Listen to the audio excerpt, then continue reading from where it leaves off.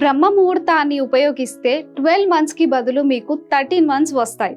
అది ఎలాగో తెలుసుకోవాలంటే ఈ వీడియో చివరి వరకు చూడండి. నార్మల్గా 7 గంటలకి లేచేవారు బ్రహ్మ ముహూర్తంలో లేస్తే అదే 5 గంటలకి లేస్తే 2 ఎక్స్ట్రా అవర్స్ సేవ్ అవుతుంది. ఇలా 1 వీక్ కి క్యాల్కులేట్ చేస్తే 2 అవర్స్ ఇంటూ 7 డేస్ అంటే 14 అవర్స్ ని మనం సేవ్ చేసుకోవచ్చు. మరి 1 మంత్ కి క్యాల్కులేట్ చేసినట్టయితే 2 అవర్స్ ఇంటూ 30 డేస్ అంటే 60 ఎక్స్ట్రా అవర్స్ ని సేవ్ చేసుకోవచ్చు. ఇంకా 1 ఇయర్ కి క్యాల్కులేట్ చేసినట్టయితే 2 అవర్స్ ఇంటూ 360 డేస్ అంటే 720 ఎక్స్ట్రా అవర్స్ ని మనం సేవ్ చేసుకోవచ్చు. 720 అవర్స్ అంటే పూర్తిగా ఒక 1 మంత్ టైం ని మనం సేవ్ చేసుకోవడానికి అవకాశం ఉంటుంది. ఇప్పుడు బ్రహ్మ ముహూర్తం అంటే ఏంటో ఆలోచిస్తున్నారా?